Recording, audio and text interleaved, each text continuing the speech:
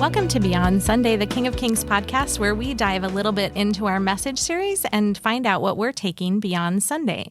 My name is Dina Newsom, and I am excited that I have some brand new guests to the podcast today. Go ahead and introduce yourselves, guys. All right. Can I go new guy number one? I think you can. I'll be number two. All right. Yeah. That has a lot to do with Did you plan that? No. Okay, sure. My name is Seth Flick. I get to be the campus pastor here at the Millard campus. I'm married to a wonderful woman by the name of Melinda, and I'm going to shout out to my boys because they listen to the podcast. So I'm going to say hello to Noah, Micah, Elijah, Judah, and Luca, who I know is going to listen to this as soon as it gets uploaded. All right. And I'm Chad Kelly. You'll understand why we laughed at number two here in a little bit. But I'm the student intern here, new at King of Kings as well. Just started the same day as Seth a couple weeks ago. I'll shout out my wonderful wife, Caroline, and Seth's boys as well. Love you guys. They love you too. Well, now I just feel like neglected if I don't shout out Seth's boys. So, hey guys. Oh, yeah. They will so get a kick out of all of this. All right. Well, I did meet them when you came for your visit. They all came and got T-shirts from me. That's where they got them? At the Next Steps room. Oh, yes. You are their second favorite person. The first favorite person is Greg, because Greg was like, you guys need some free stuff. Yes. Yeah. Greg literally walked them over and said, hey, we need shirts for these boys. And I was like, who are these boys? Because you were not with them. These five random guys. But it was great. Yeah. All right. So I don't know if you guys know this, but this week is a big holiday. It is World Emoji Day. I thought you were going to say World Emodium Day.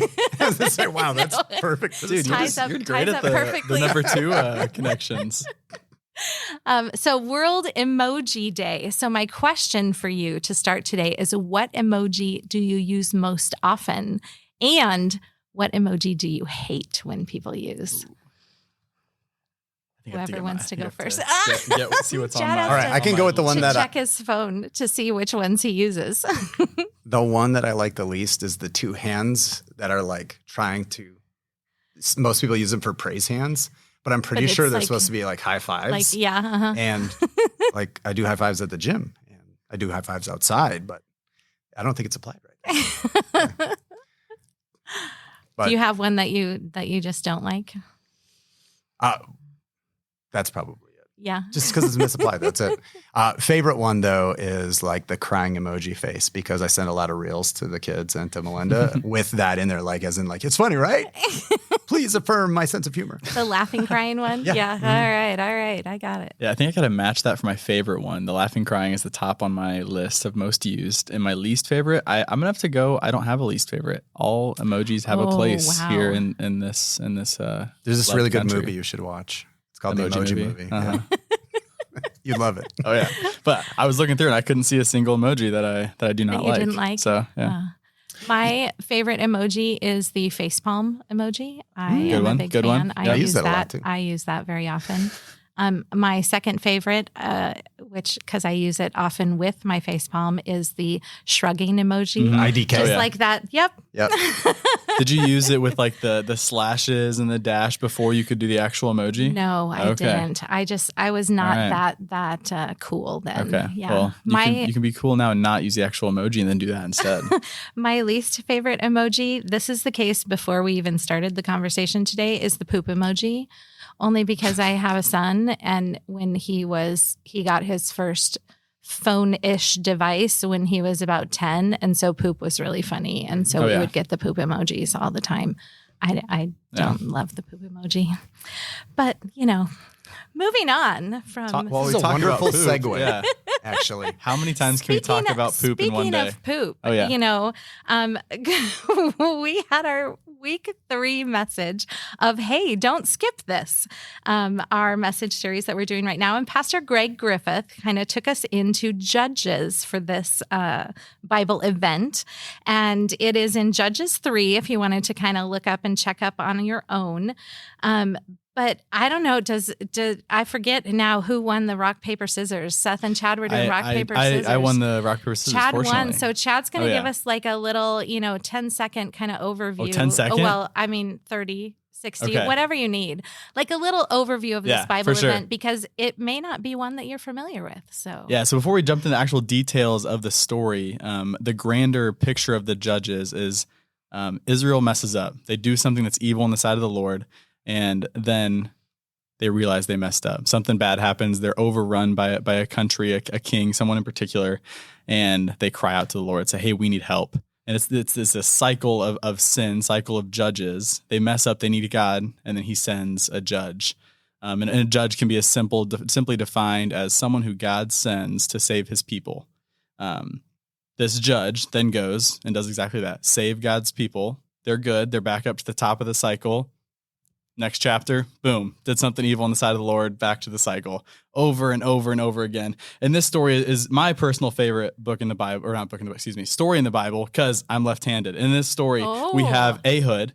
Ehud? I don't know. All right, Ehud. Just say it with confidence and no one will correct exactly. you. I shouldn't have said anything. True. Yep, my bad. Ehud. Ehud. However you pronounce that. Spelled. Yes. Great. Ehud it is.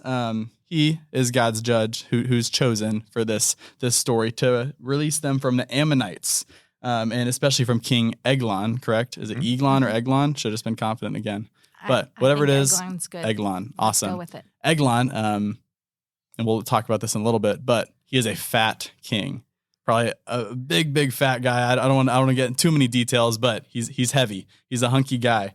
And the Ehud goes to King Eglon. There's a lot of E's in this story.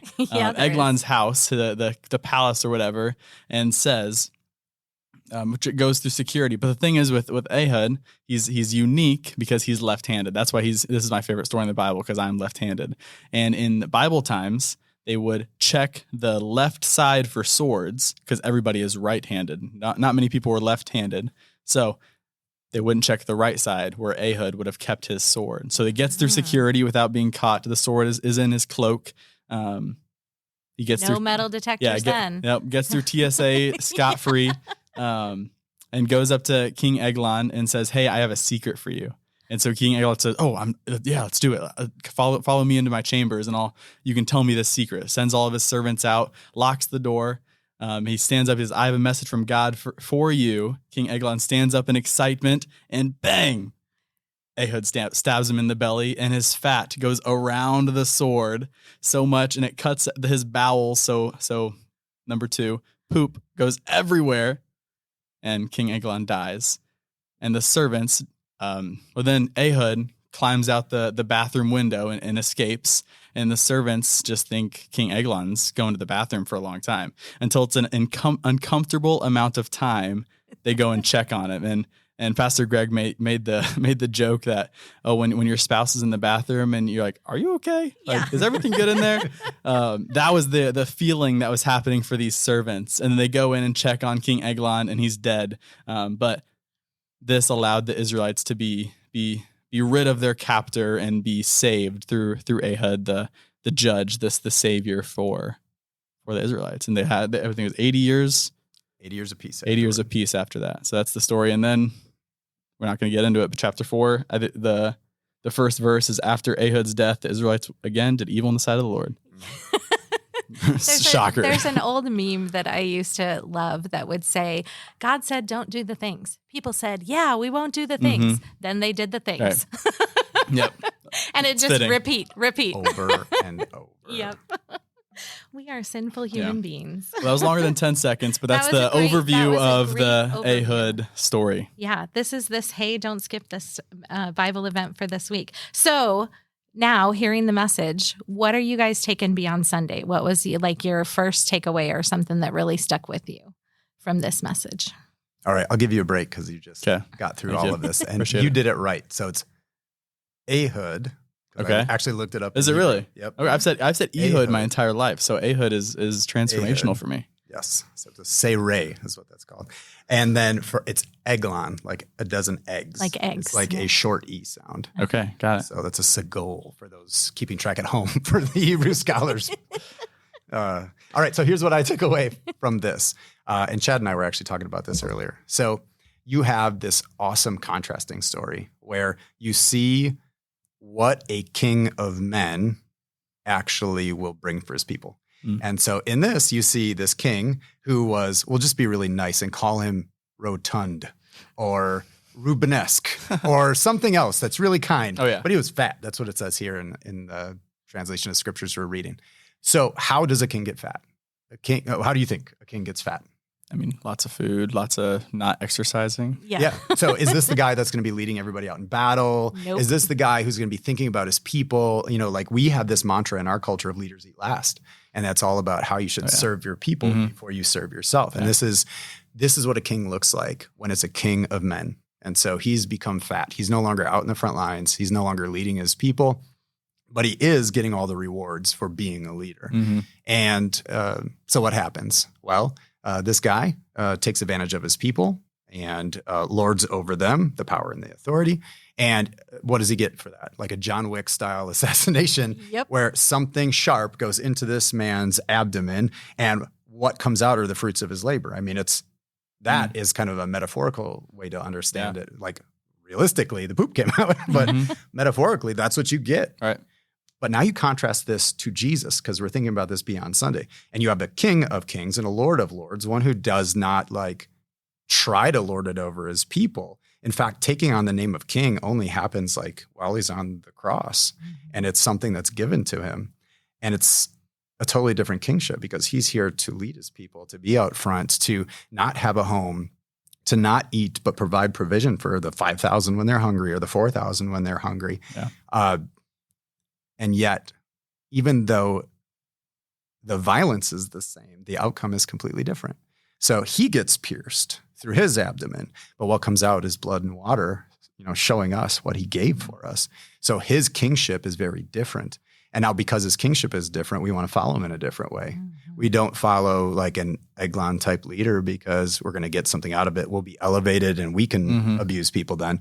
Instead, we want to be like Jesus and serve like he does. And so we'll give up what we can give up. We'll be radically generous and we will be courageous in the way that we live our lives like he was. So that's what I'm taking away from Sunday is this connection to the Lord. And I think we're going to talk a little bit about that a little bit later was too. Great. What about you, Chad? I mean, he loves left-handed people. Come on. They're not Obviously. sinister. Right, not sinister. Yeah. So I'm God's favorite is what I hear. No, for real. I think it's related to that God chooses people that aren't fit for the job. Almost, he makes people fit for the job. The classic adage: God doesn't call the equipped; He equips the called. And for me personally, it's like, dang, God calls me. It doesn't matter what I've done, what experience I have, who I am, but it matters who I will be through the Lord, through Jesus, who He's equipping me to be. And in this stepping into this new role of student ministry, like it's scary. A lot of days I have imposter syndrome. I don't feel like I can do what I'm called to do. Yet God calls me and he's going to equip me. Because of the call, I can feel confident in that equipping of what's going to happen in this next year and the next, who knows, God knows how far. So, yeah. Yeah, that's really good. I think the biggest thing for me that I took out of this one was just the intentionality. And this has kind of been a running theme for me the last couple of weeks in these stories that are kind of like off the beaten path. But God is so intentional in them, intentional in choosing the people that he wants to reveal more about his son, about his love, about his power, about how he protects his people, whatever it is. He's so intentional about it. It's not happenstance. It's not like, oh, this guy was just in the right place at the right time. It was very intentional. And that's just a reminder to me of how powerful God is and how he continues to have our backs. Okay, so Greg kind of walked through 3 different points that he wanted to talk about. And so the first one that he talked about was God sees what others overlook. How did that speak to you, or what struck you about that in your own life or about this message? Well, Chad talked about how Ehud was a character that could be overlooked. But I love the idea of all of the guards that were there overlooked this really obvious thing that you could actually keep a weapon on your other leg. And so I wonder how many times, if you kind of switch that around a little bit, we don't think we have the weapons that we need to be involved with spiritual warfare, or we don't think we have the weapons that we need to be able to reach out with the gospel. And we had like this other awesome piece of equipment on us the whole time. And you only see it in retrospect. Yeah. And you're like, oh my goodness, what else has the Lord blessed me with so that like I don't have to be afraid of not being adequate or not feeling like, oh, maybe I am an imposter here, because I think that's something that anybody who's listening to this right now is going to lean into, because I cannot tell you how many times people talk to me about in their jobs, in their life, as a dad, as a mom, I don't know what I'm doing. Yeah. And I think that's the best place to start is I don't know what I'm doing. Admitting that. Yeah. Jesus. Knowing that's where it is. What are my tools? And, we can just pick up the scriptures and we find, wow, this is an amazing arsenal of tools. Yeah. Mm. Yeah, I mean, it's just that, like, too many times when I was in college, when I was on campus ministry at Concordia University, Texas, it was scary to, like, step into, like, praying for people. Like, our campus pastor, some people on campus would take us around and say, all right, we're doing a prayer walk. Find 5 people and go pray for them. Go up to them and ask, hey, what do you need to pray for? And don't say, I'll pray for you. Do it. Pray for them right in that moment. It's like, I don't have the words to pray for somebody in the moment. That's scary. It's scary to go and pray for someone I don't know. What if I say the wrong thing? What if I do the wrong thing? And Deanie, you told us the other day that Peter Bay, when he's at restaurants, he asks to pray for his servers. Yes. He says, what do you need prayer for? And then he prays for him. That's just stuck with me. Like, what a simple way to witness and to have a conversation. A waiter, a waitress, somebody that you have an interaction with, you're guaranteed to if you go out to eat. How simple is that? Just to say, hey, how can I pray for you? And I'm surprised at how vulnerable people are. Yeah. Just knowing you in that scenario. Right. I mean, they've known him for 15 minutes or whatever. And I don't know if it's easier because they think they're never going to see him again, but people will be, this is what's going on in my life. Yeah. You could pray for that, Right. And we'll pray like, God, put people in my path, do all these things. And then someone's right in front of us and we'll have no idea. We won't think like, oh, this is who God's calling me to pray for right now. This person who's serving me literally. What would it look like for me to flip that script and serve them for a second?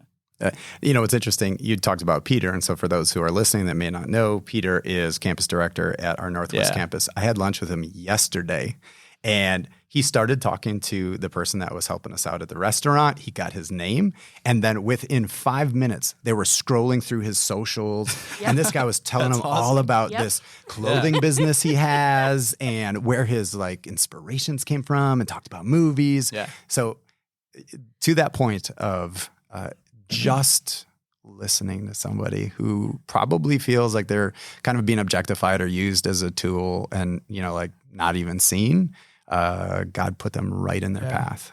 Yeah, it's so cool. Yeah. So small of a thing, and you don't have to go ask for people, follow them on social media, do all these things with the waitress, but just asking for their name. Or one thing that I've heard and learned such an important piece when you're with people in homelessness, asking for their name.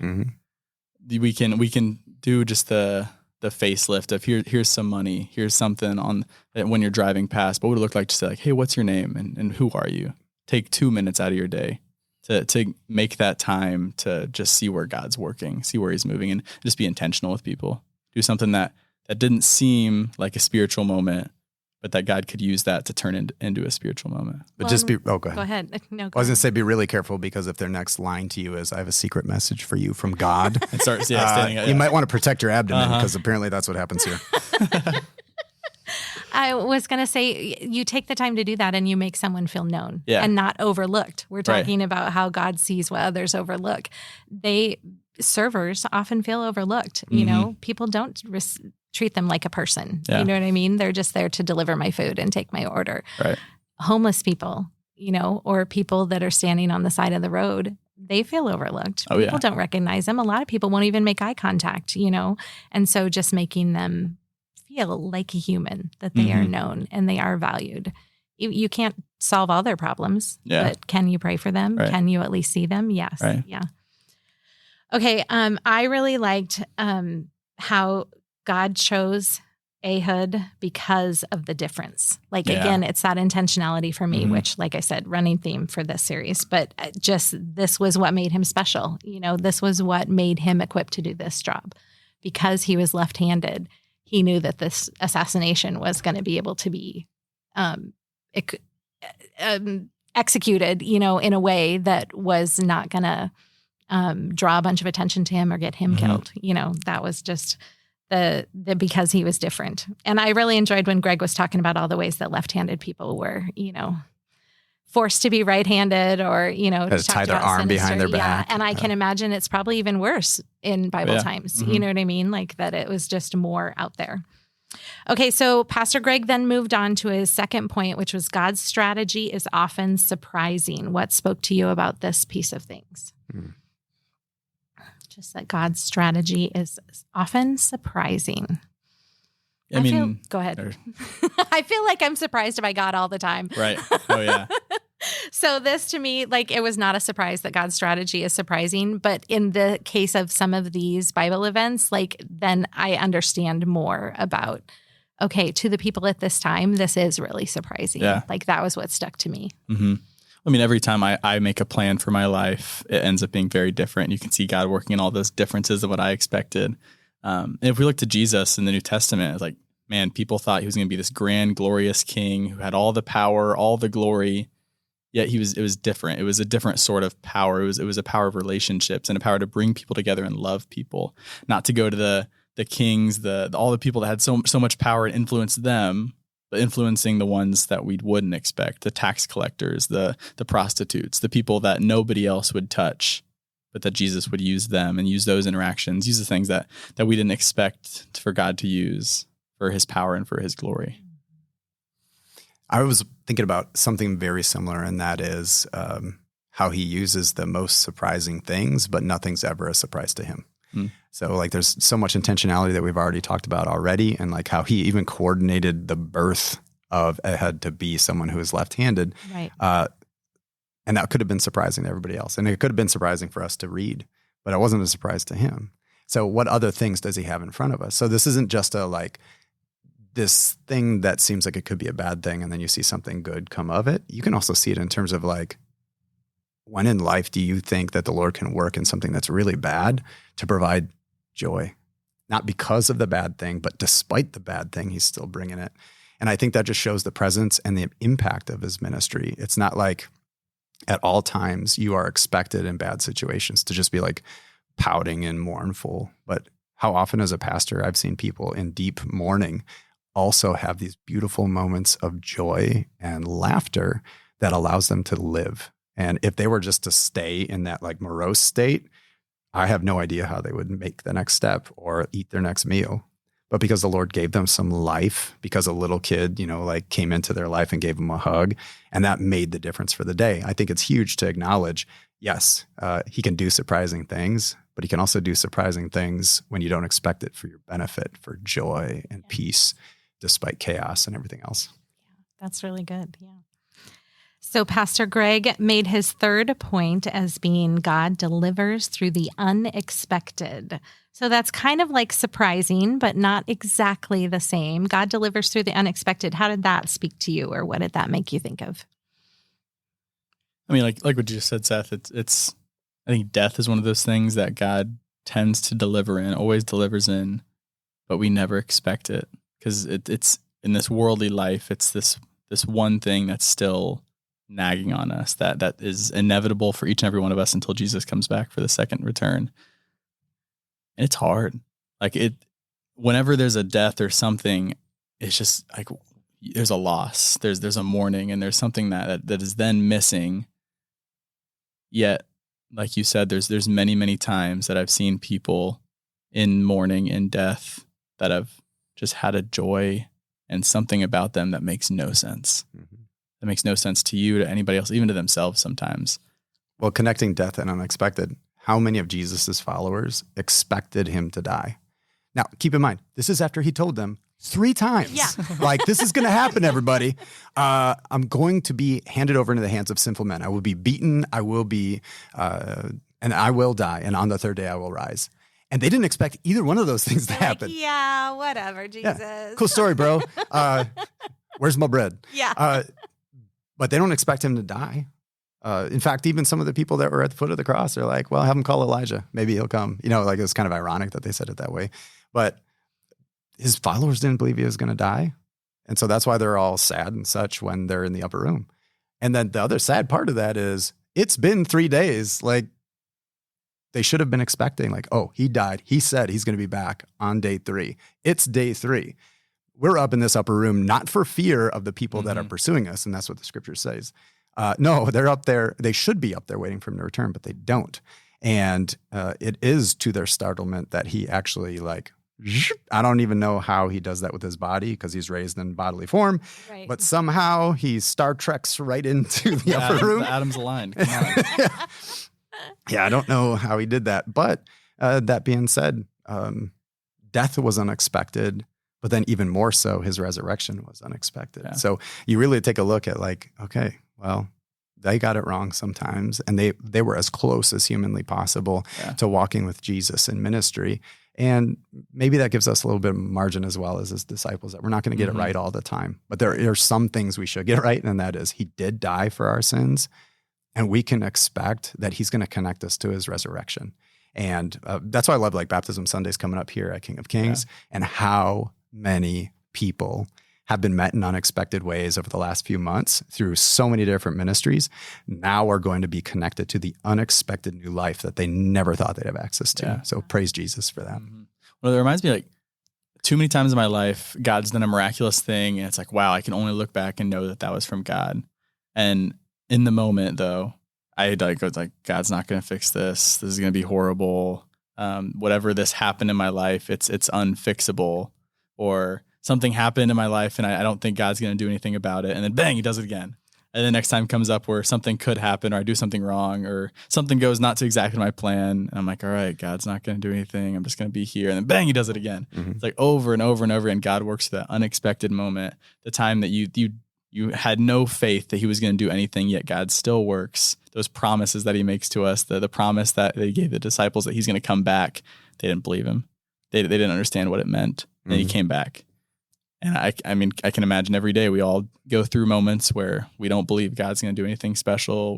We're just living our life with no purpose. And then bang, something amazing happens. Wow, that was awesome, God. Then the next day you forget it again. Yep. And if you want to take that and make that lesson portable for anybody who's listening, go listen to Sons of Sunday. It's a Christian band. It's like a super Brandon band. Lake, Stephen Furtick. They got a song called God Did It. Yep. And it's just a litany of all of the amazing things that nobody expected that God did. Yeah. And I think for me, it's a celebration and a hope of, if he did all those things, look at all the promises he has for us in the future. He's going to do that too, despite, the brokenness and our expectations and everything else. Yeah. Take heart in that truth and that promise that God's faithful, that he's good, that he's amazing. Oh yeah. Mm-hmm. That's great. That's great. So you kind of touched base on this a little bit already, Seth, but Greg asked, how does the story of Ehud parallel the story of Jesus as a deliverer? And he touched base on a couple pieces. You kind of elaborated a little more. How does that question speak to you? What are the similarities that you guys see, the parallels there? Do you want to go? Sure. All right. Yeah, I mean, it's the whole book of Judges and the book of Kings, 1st and 2nd Kings as well. Jesus is the perfect fulfillment of all of the broken judges, of all of the broken kings, the broken priests, all of the broken things in this world. Jesus is the perfect fulfillment of that. So every time I read in the book of Judges of Samson, who messed up numerous times, of all the people the judges that were not perfect, that were imperfect, and that led an imperfect solution to the problem, because yet again, the Israelites did what was evil in the sight of the Lord. Yet Jesus came back, has died for us on the cross, and he's coming back again. That won't end with us doing evil in the sight of the Lord again. When he comes back that second time, it'll be the end of death, the end of all things sad, evil, horrible.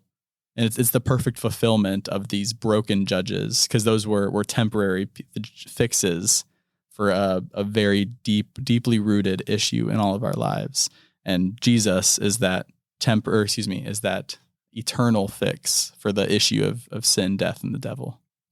Yeah, and I actually kind of had something similar too as I was reflecting and praying on it. Because the good thing is I got a chance to see Greg's messages before they get preached. And so I've had an opportunity to kind of marinate with it for a while. So you're cheating is what you're saying. Yeah, I'm cheating hard is what I'm doing. But what I think is interesting is Ehud goes in there and he kills Eglon. And then that problem is dead. And I think connecting that to Jesus is important as well, because in the Old Testament, as you guys probably know, there's this thing called types. And so there's a priest type, and there's a prophet type, and there's a king type. And they all fulfill some aspect of that role, but then they get fulfilled, like filled all the way up in Jesus. So there's an ultimate prophet, an ultimate priest, an ultimate king, but we don't often talk about judge. And in this case, like Eglon was judged and death was the verdict. And then Ehud comes in and kills this problem. And in the same way, Jesus comes in and wrestles death on us. This is why one of my favorite scriptures in the whole wide world is God made him who knew no sin to become sin so that we might become the righteousness of God. And to me, what that means is Jesus took death onto him, wrestled it on the cross, and as he died, he kills death and he kills wrath against sin. And as he rises, he has wrestled death and sin away from us. And if he won that wrestling match, my biggest struggle is not to go back and re-grapple with the thing that's already killed, the old sins, the guilt that came with that, the shame that came with that. And that's so freeing to know that Jesus won that victory over sin, death, and the power of the devil. And if he did that already, my next steps in sanctification and following after him are ones in victory. We're like, it's not an inevitable conclusion. I'm going to go back to the same problems. No, Jesus killed it. It's gone. Yeah. And so I just love the idea of this is like throwing a shadow towards Jesus. Like if you look at this, you'll get a glimpse of what the real fulfillment of this type is going to bring, what really can happen in a person's life. So, you know, some people would like skip past these areas in Judges and be like, and they'll do this in the whole of the Old Testament.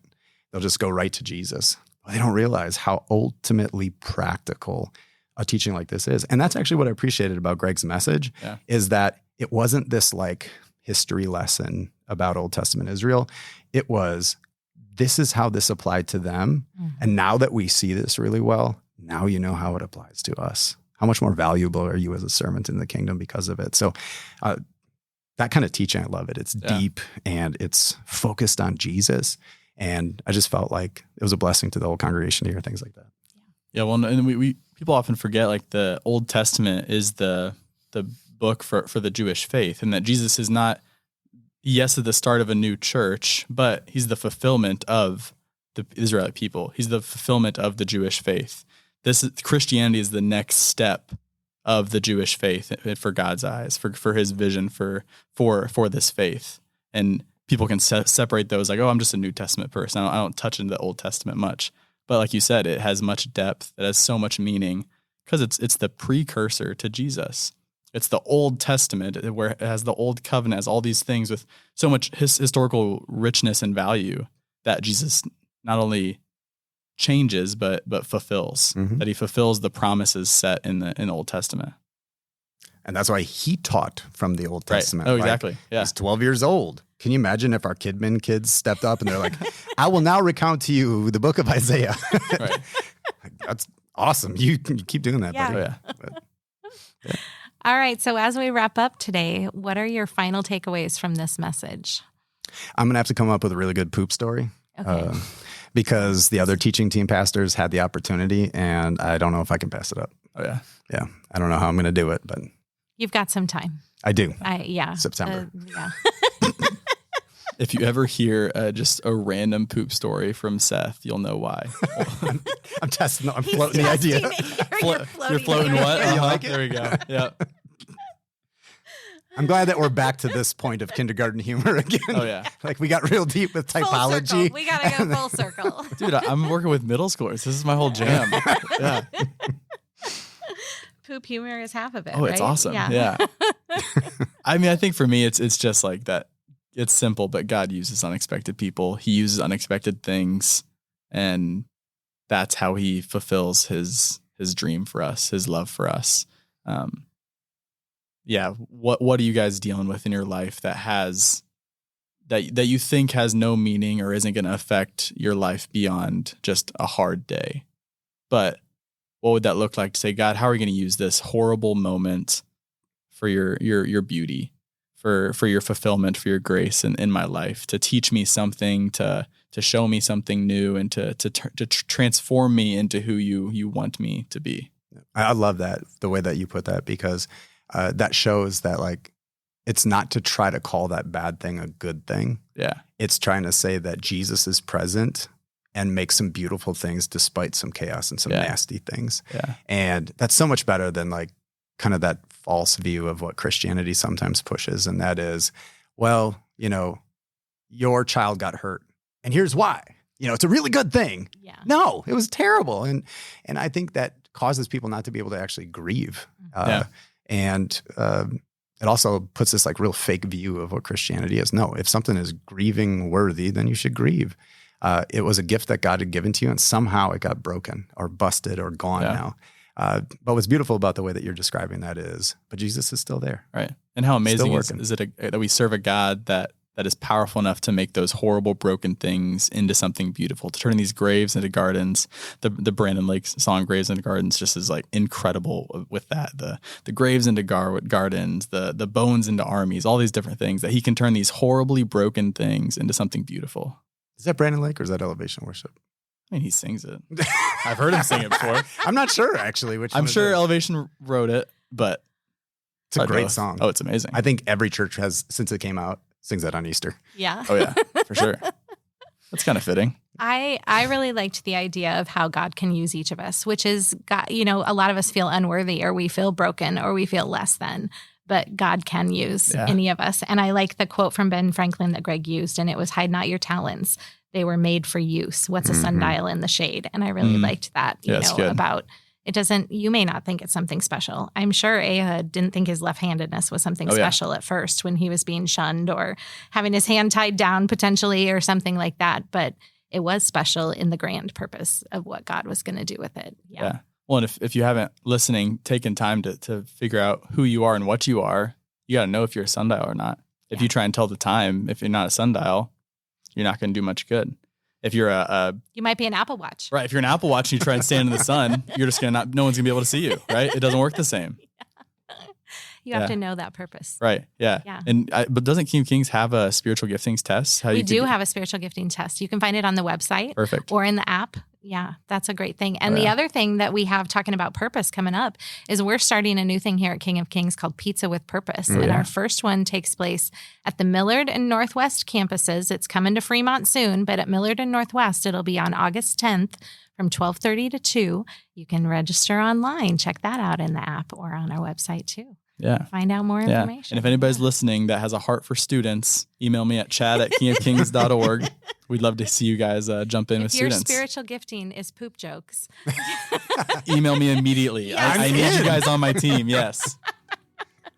All right. Well, thank you guys so much for being here. Of course. We will hear the last message in this series next week. And until then, let's keep living our faith beyond Sunday.